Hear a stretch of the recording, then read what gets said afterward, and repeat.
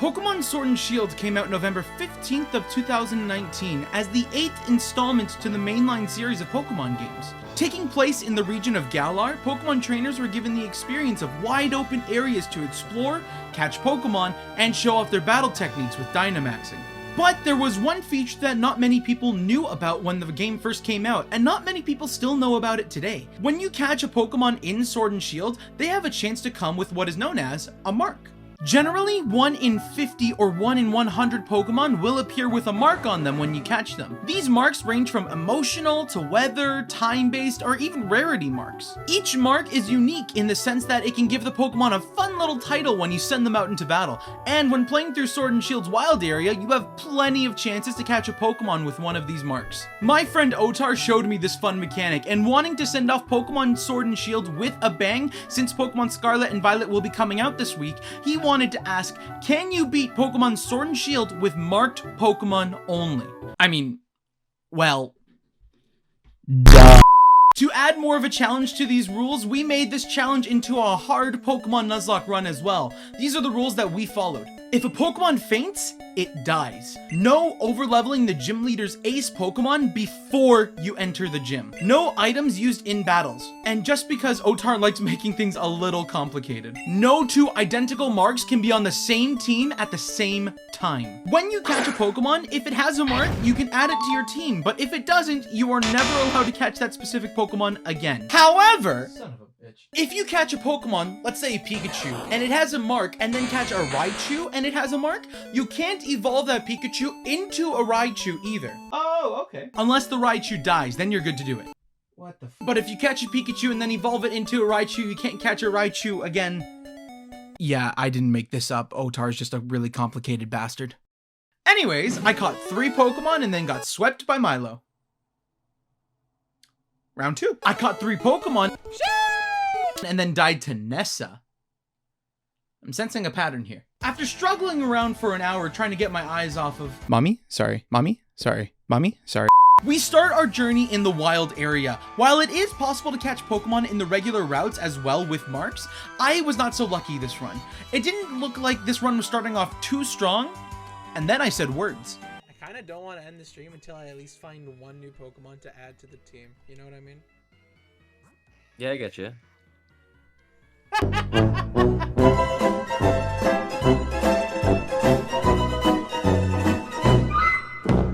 After shaking a tree, we met Stark the Scubbit with a humble mark, and then we met Karma the Duskull with a snowy mark. After shaking another tree, we found— oh yeah! The Cherubi with an intense mark. After dealing with some really loud people and breezing through our first official fight with Hop, we came to our first real intense fight with Bede? Bidet? Buddy? Whatever. I led with Stark as he's insanely bulky and has access to Bite, which is super effective against his psychic types. With this, I should be able to— Basically. Yeah. But Jesus Christ. After stalling out a few turns, I got to biting the little cell till it dissolved, rinse and repeat for Gothita, literally everything, and then we swapped out for Karma to take care of Hatterene. After securing Otar's shiny Wooper that he found in one of his playthroughs— Names for Pokemon based off the most random— Is that a shiny Wooper? Oh my god! Lucky bastard. We get headbutted by a Wooloo and then make our way to Milo's gym. After facing such an amazing and creative puzzle, we stomped our way through the gym with Otar the Butterfree and made an example of people who think grass types are good against his Gossifleur and Eldegoss. Hey, just a quick little side note, all of these moments including this fun filler arc of me playing Pokemon Stadium.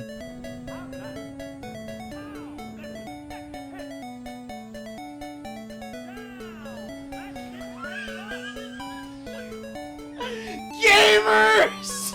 Was filmed live on Twitch. I've been streaming every Monday and it's been a chill time, especially when I was letting my hand recover from editing. If you want to catch fun moments like this, I'm live every Monday, 6:30 p.m. EST. Sometimes it'll be Pokemon, other times it'll be other games that I play. I'm still messing around with it. If you could give me a follow on there, it would be very much appreciated. Now, back to the video.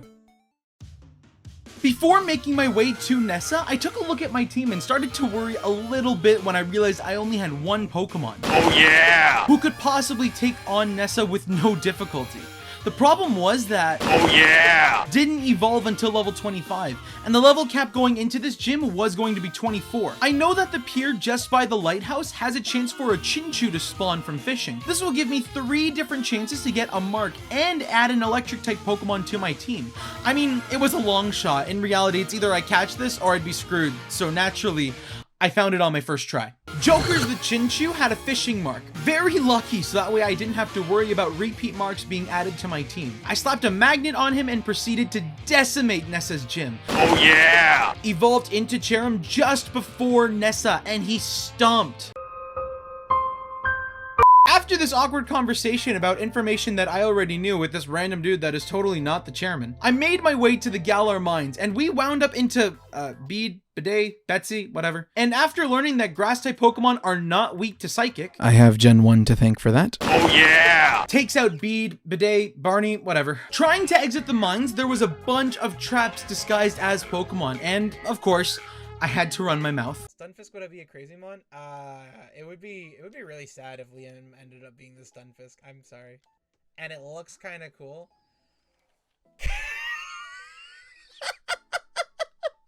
Welcome to the team, Liam. He had the common mark, which is the most common mark to get on a Pokemon. So we got an outfit change out of Celebration and waited for Otar to catch up before hitting up Kabu's gym. Looking at the team so far, we have pretty good type diversity, and with the addition of Jokers, the now Lantern, to the team, Kabu's fire gym should be a breeze. I had a special based water user. I don't care if I got burned. I'ma rain his ass and run him over. The main noteworthy thing about this gym is the challenge to get through. There are 3 different Pokemon scattered around the arena, and they want you to catch the Pokemon while having a trainer fight against you at the same time. You need 5 points to continue on through. Catching a Pokemon is worth 2 points, and fainting them is worth 1. Luckily, you don't have to waste 3 potential catches. These Pokemon respawn after you have fainted all of them, so there's no wasted catches here. Speaking of catches, now that I have more of the wild area open, along with Route 6 and a higher level cap, I continue catching new Pokemon. On my way to Hammerlock, I caught Umbreon the Wobbuffet with a common mark. Through Route 6, I caught the Hamar the Maractus with a Scowling mark. It's Raihan the Silicobra with the common mark. And then later, I double backed into the wild area and picked up Sassy Cow the Ludicolo with a Sleepy Time mark. Another thing to add is while we have access to the Isle of Armor and agreed to both play through it together for more catch options, once you go through the story enough, you get access to the EXP charm, something that you can't turn off and can't decline either, making catching Pokemon a lot more difficult with keeping the level cap in mind. After the catching session, I caught everyone up on XP, gave Liam the expert belt, Joker some leftovers, and then got tossed around like a pinball in a machine inside that gym. Okay, get me through. Okay. I know everyone pees Liam, but that's not the point. Alistair, what kind of stupid shit is this? Why would anyone think this is a good puzzle? Get your ass over here, I'm gonna beat your ass right now. Boom, boom, boom. This better teach you for having a stupid ass gym puzzle. No. Wait. And so we have our first loss of the run. Karma, who evolved into a Dusclops while inside the gym, was one-shotted by the Gengar, which is a true tragedy since she was going to be the dedicated Eviolite Pokemon once I could pick it up in the next town. We took out Alistair's Gengar and said goodbye to our dear friend Karma. We added the Hamar to our team and went along our way.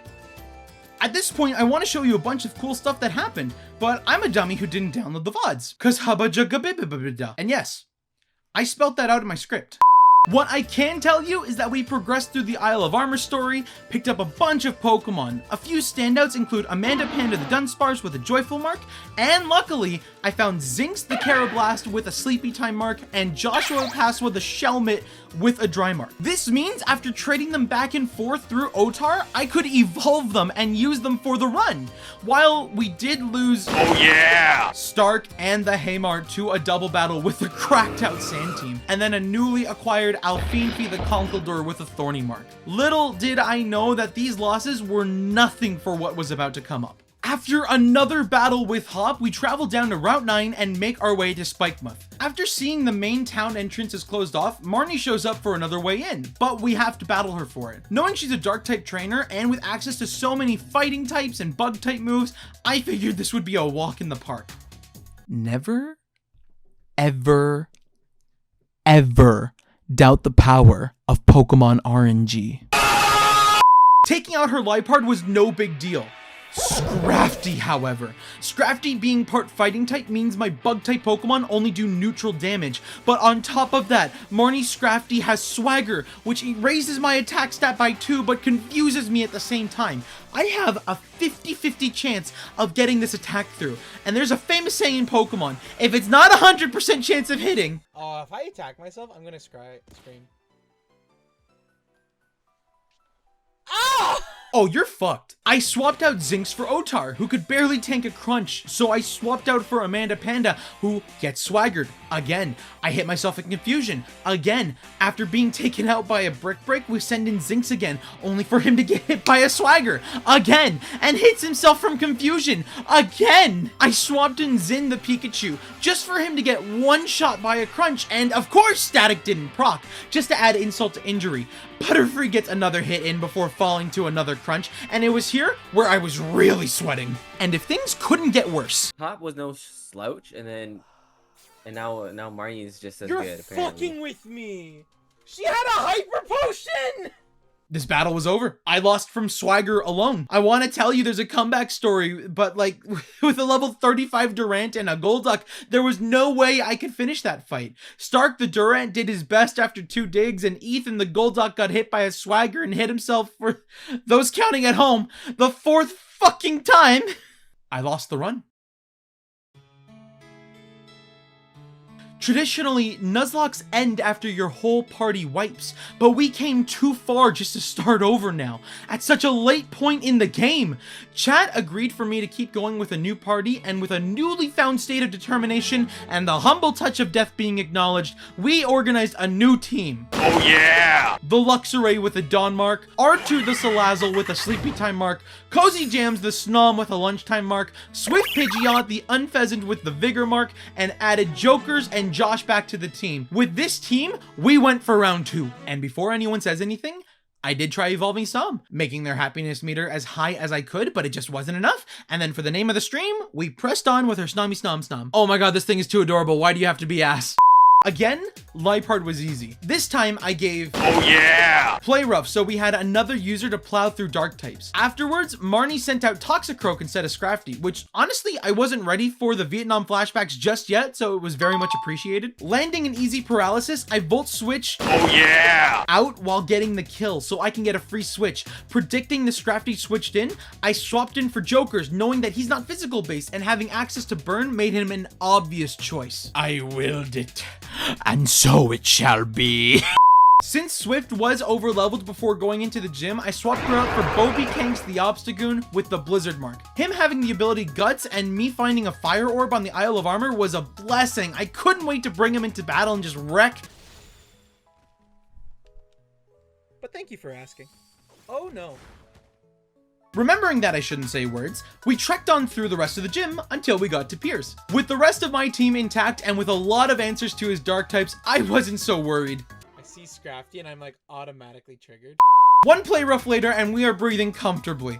After another play rough on his Malamar, I swapped into Liam, thinking he could tank a few shots and recover with a Citrus Berry. If I had one! With this new knowledge in mind, I thought Liam could get at least 1 kill with how much HP Malamar had left. Along with the Soft Sand, Bulldoze should kill. Really thought I had Citrus Spirit. It didn't even kill? This game hates me.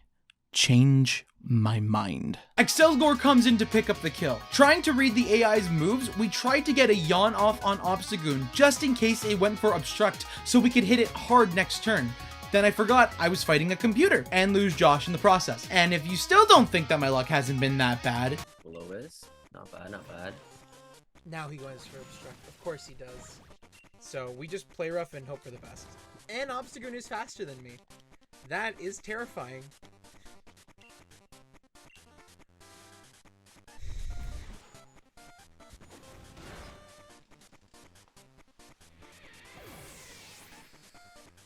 R2 did her best taking out Obstagoon, landing a crit and standing at half HP still. Luckily, Pierce's last Pokemon is Skuntank. Usually this would be an awkward situation since half my moves would be useless, but because of Salazzle's corrosion ability, I can poison Skuntank even though he's a poison type as well. Taking that turn to set up Poison Gas also let me dodge Sucker Punch, since that move requires me to use a damaging move for him to hit. And then it hit me. By repeatedly using Poison Gas, I can stall out all of the power points on his Sucker Punch, while the poison I put on Skuntank whittles him down until he is in kill range for Incinerate. Ew, fuck these siblings, actual run enders, I swear to God. With the 7th badge in hand and a truck full of bodies from that one stream, I spent some time catching anything and everything I could before making my way to Raihan. We got Mayobi the Vikavolt, Stark the Noivern, and Justin the Swoobat with Sleepy Time marks, Liam the Azumarill, Otar the Wishcash, Alfinfi the Gastrodon, and Oh yeah! the Larvesta with the common mark, Zin the Vileplume, and Cozy Jams the Belgium with Dawn marks, and something that I thought was hilarious. Just because I need recorded proof somewhere that this happened, that I caught a Bonsley, named it after myself because I thought, haha, it's a crybaby, let's do it for the meme, and then this happens. Fuck me, man. Going into Raihan's gym, I needed more than just type advantages since I was lacking in that. Also knowing that he forms his teams around Sandstorm usage, I looked at my Pokemon and swapped a lot of things around to make a weather team that could manipulate the rain. Going into the team, we have Jokers, Sassy Cow, Karma the Kingler, and Liam the Azumarill. Swift was there as an extra mark, but we love our Muscle Bird regardless. I also had Zin the Vileplume. So like I was saying, I'm a really huge Pokemon fan. I got all kinds of things, and I just picked up this really cool Grookey from Build Up. Dude, your cereal's on fire. Oh. Well, anyways, I got Oshawott. After decimating the 3 gym members with the rain team, we go against Raihan and start the last gym challenge. He sets up his Sandstorm instantly thanks to his Gigalith Sandstream. Even though Flygon lands the Thunder Punch on Liam, Jokers gets off Rain Dance. Even through all of that, Gigalith lives a liquidation from Liam. Big sad, but nothing too bad. One discharge later, and me not thinking about Flygon being a ground type, Gigalith goes down. Raihan sends out Sandaconda and gets one shot from Joker's skull. But this activates Sandaconda's Sand Spit ability, which means the Sandstorm is back again. Once Raihan brings in Duraludon, I switch out Sassy Cow and bring in Zin. After tanking too many hits for its own good, and Raihan going for Jokers depleting my power points with Gmax depletion, Zin picks up the kill against Flygon. We set up the rain again, and I swap out Zin to bring in Karma while contemplating about fathers. You needed the milks. I think, you know what? If you get the milk and you come back home, I think that just makes you a better all person, you know? For no obvious reason. Not assuming anything about anybody, but you know, I've heard some parental figures go out for milk, and then after just, you know, never see the light of day ever again. I can say that because I still don't know where my father is, and for all I know that he's just getting milk out from there. I'm not saying that you needed kids to go out to get milk, Quinn. I'm just saying that I miss you, Dad. Due to the best AI in the world, Duraludon Stone Edge's Karma, which lets us get the kill on Duraludon, securing us the last gym challenge. After going through another catching session, we did lose R2 the Salazzle, but gained R2 the Togedemaru with a Scowling mark, and Joshua the Ice Cube with a Blizzard mark. Along with a few others, we made our way to Winden for the championship tournament. With the new level cap in mind, I added the newly reincarnated Stark the Noivern to the team, along with R2 the Togedemaru. Keeping the rain team that I used against Raihan for the most part, we went into the first battle for the semi-finals where we fight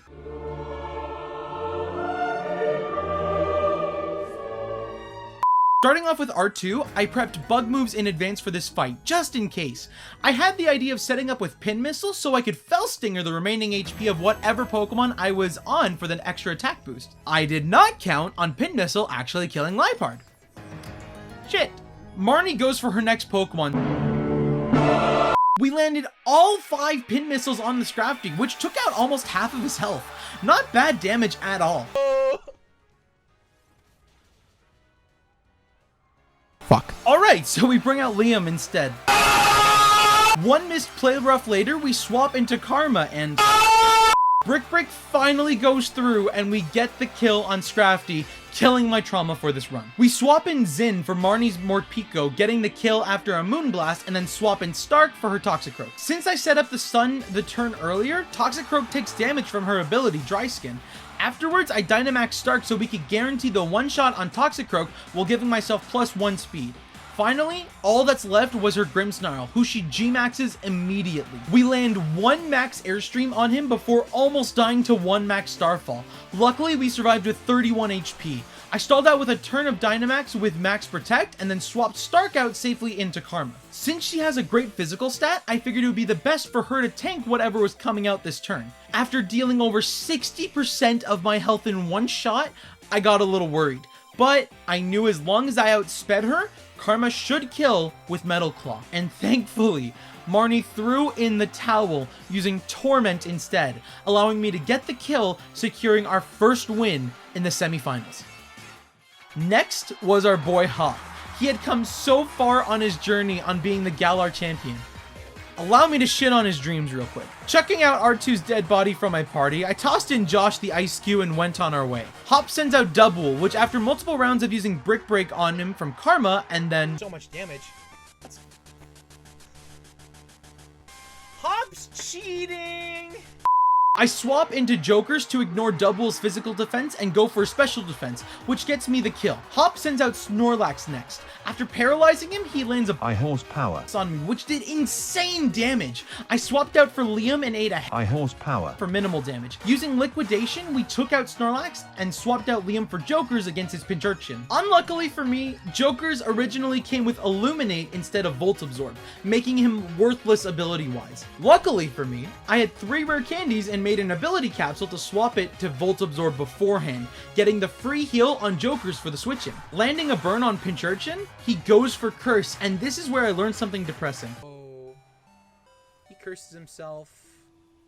It's not gonna do much unless, like, wait, are all of his moves electric type? Why does it have 3 moves? So we kill the sad sea urchin, and while we laugh at him, Hop brings out his Corviknight. Having a little thing called type advantage, Corviknight dies, and then he brings out Inteleon for the last time. One final battle against his starter. Everything has been led up to this moment. I wish I could say, Funny. Yes, but not funny. Haha. Funny. after an awkward interview about the match I just had, in front of Hop, If you wanted to tell Challenger Hop something right now, what would it be? He's right beside me! I'd thank him for the great match. I'd tell him how strong he was, that he was just the rival I knew. Yes, that he was just the rival I knew he was. Dog shit. we wake up the next morning to find out the champion is missing, talking to Chairman Rose. But his staff of Macrocosmos want to be cryptic and not let anyone up there while shit's going down. But we have a championship to win, so... we play hide and seek with Oleana's henchman. Seriously, I couldn't find this man for a hot minute. Setting up a concert in a train station and grabbing the key to get into Rose Tower. Worrying about over-leveling, I swapped my team out completely so I could save as many marks as possible for the championship. We get inside the building and are forced to fight another Macros Cosmos member. I send in myself to fight his Durand. After succeeding a lifelong goal of mine, I swapped in Alfinfi for the cleanup and carried on into the elevator. After a series of double battles, Hop and I made our way to the top of the tower to fight Oleana. I set up Alfinfi to take care of most of her team. Oleana sends out Frostlass at first, 2 Earth Powers later, and she's taken down no problem. Sending out Serena, I swap into Zin and... Oleana goes into Salazzle next, in which I swap back into Alfinfi. After eating an Incinerate, she gets poisoned but still one-shot Salazzle with Surf. Next was my low tick.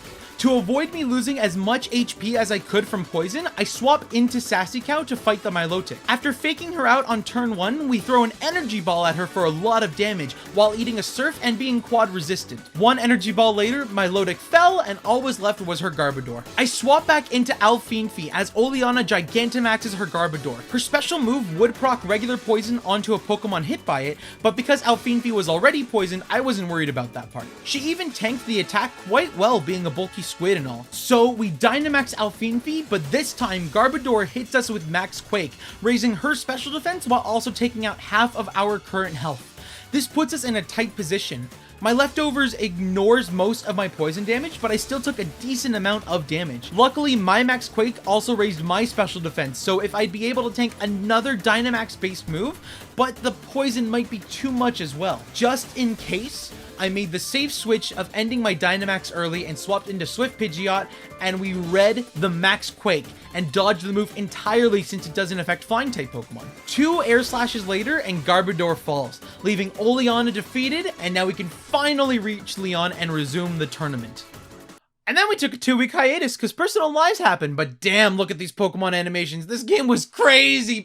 We begin looking at the team. Knowing that we must avoid some level caps, we change the team up to give some other Pokemon a shot in the spotlight. And also lol type advantage, let's go. I mean, wow, shocker, bead, bidet, bubble, whatever is back. Leading with his Mawile, we led with Oh yeah! Knowing that Mawile is weak in special defense, we use Flamethrower to take her out in one shot, securing us an early lead in this fight. Bead, bidet, Brandon, whatever, swaps into Gardevoir, and I'm stuck for the longest stall battle of the game. I swap in Cozy Jams as Gardevoir uses Psychic. Not expecting setup, she gets a Calm Mind off, raising her special stats, making her a lot more dangerous than before. Luckily, my Shadow Ball got a special defense drop on her at the same time. After she takes a turn to Wish, we go another Shadow Ball, leaving her in kill range for anything. But then... Right? Cheater! How dare you use a full restore in the middle of a fight? We got the special defense drop again. Let's go, let's go. That's the wish? That's the wish. Fair. We then both take up turns setting up Calm Minds, and then I go on the offense with another Shadow Ball while she sets up another wish. Barely alive, I figured now's the time this thing should die. Right? See, has to attack. How much is that gonna do? We're living, and we get the Citrus Berry off. Let's go, let's go. Recovering with my Citrus Berry, we finally get the kill on Gardevoir, and he swaps into Rapidash. Knowing that Rapidash is more physical in stats, I swap into Karma and luckily avoid a takedown, giving us a free switch in. I decided to Dynamax here so I could get some boosts going to properly one-shot Bead, Bidet, Billy, whatever, his last Pokemon, Hatterene. And then, we one-shot Rapidash. Hatterene is his last Pokemon, and although we didn't get to set up with Max Knuckle, which would have given us +1 to our attack, we did amazing damage still, knocking out more than half of her health in one shot. Unfortunately, having this much confidence in Pokemon who's weak in special defense only sets you up for failure. With Karma dead, again, I was a little worried. I knew Cozy Jams would outspeed Hatterene, but doing enough damage while Hatterene was Dynamaxed and expecting Cozy Jams to live was a long shot. So on a wing and a prayer, we send her in, use Shadow Ball, and get the KO, securing our last fight against Bead, Bidet, Bob, whatever. Seeing that my Pokemon were hitting level caps, I started bringing in as little Pokemon as I thought necessary to beat the upcoming finalists. My next fight was with Nessa, and with Mayobi, Zin, Josh, and Jokers, this fight should be a breeze. She leads off with Galissa.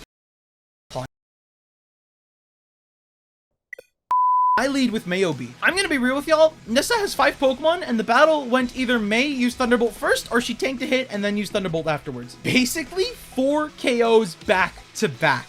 Kinda nutty. After Nessa sends out her Dreadnought, I neglected to look at May's health bar and figured we could outspeed her and one-shot the Dreadnought. If he max Geyser, he's gonna max Rock. Oh shit. Shit. Luckily, I had Zin, which does 4 times damage to Dreadnought while resisting whatever he throws at Zin. We take out Nessa and made our way one step closer to the grand final. Alistair is next, and because of the level cap, I'm running out of usable Pokemon. Luckily, I have a lot of marked Pokemon to make multiple teams. I recently caught Zinx the Pupitar with a common mark. Having access to Dark and Rock type moves, I thought I'd finally be able to put that Eviolite to use, along with Stark, Cozy Jams, and Swift. I lead with him into Alistair's Dusknoir, who is insanely bulkier than I thought. Going back and forth between Crunch and Dark Pulse, we finally take down Dusknoir, and then Alistair sends out something more insane than Marnie's Scrafty. A teapot. Cheers! The motherfucking... Okay. One more turn, Dark Pulse, and then after... Are you shitting me? Why does it have Giga Drain? Poltergeist having Protect makes the AI the biggest cheat ever, and you can't tell me otherwise. For example, I send out Stark, Dragon Pulse, Protect, Dragon Pulse, Shadow Ball, Thinking he's gonna protect again, Roost! Shadow Ball. Dragon Pulse, protect. After roosting for a good few turns, I swap into Swift thinking she could tank a few hits. So after feeling like an idiot, I kept Swift out and almost take out Poltergeist with Air Slash. Seeing that the only thing she can hit me with is Giga Drain, I felt confident. Normal type.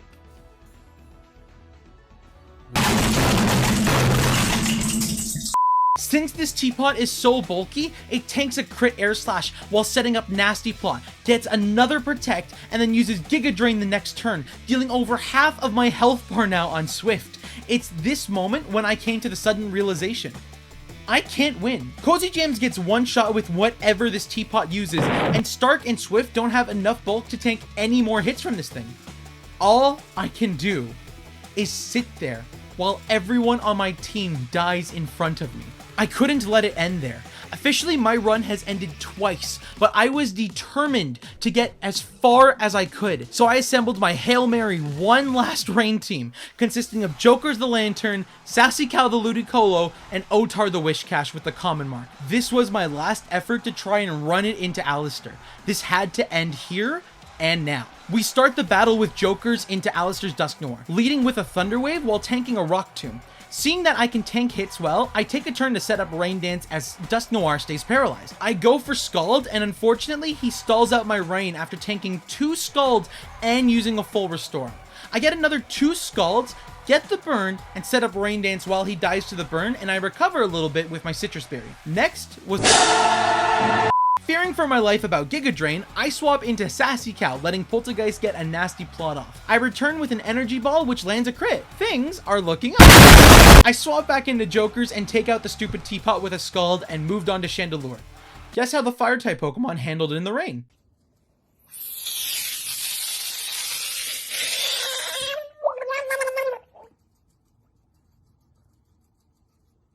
After the rain disappeared, Alistair sent out Cursola. Getting a discharge off, we also paralyzed the Cursola. She gets off an Amnesia, making her bulkier than before. I went for another discharge to see how much I could do, but it wasn't enough to make me feel confident for this fight, especially since she hit me with a Hex, taking out half of my current HP. Being backed into a corner, I go to Dynamax Lantern, hitting Cursola with Max Geyser. Cause of that Amnesia boost and how tanky she is in general, all I was able to do was set up Rain before she almost kills Jokers with another Hex. We got another Geyser off, killing the Cursola. It was 2 Pokemon left to 1. He still had access to his Dynamax Pokemon, and I was on my last turn with little to no HP. I knew Jokers was going to die here, but I wanted to get as much value as possible. I thought I could outspeed Alistair's Gengar, so I went for one more Max Geyser as a Hail Mary. I am a dum-dum. With Otar in hand, I sent out my last Pokemon, my saving grace. Gengar goes for Max Darkness into Otar, and he barely lives the hit. With Stab Earthquake, it all comes down to this. It's all in this.